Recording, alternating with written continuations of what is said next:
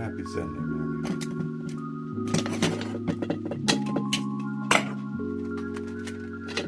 We're making coffee.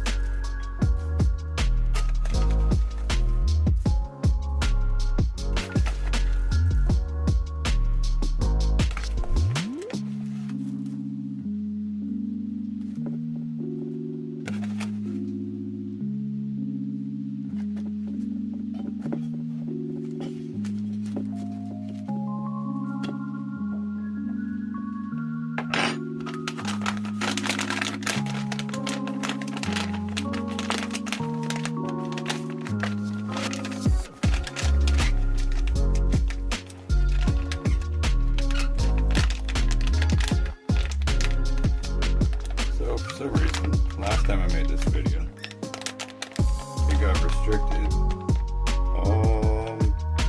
in a lot of different countries, which kind of surprised me. So, if you're in North Korea, you're not allowed to know that you can make coffee without a coffee machine. They probably don't even let you know how to make coffee yourself. You gotta pay for it, fucking buy the cap from a store. Fucking crazy restricted rules over there. Russia was another place that restricted my fucking video. I cannot let Russian people see this video. The internet will not have, they won't let it happen.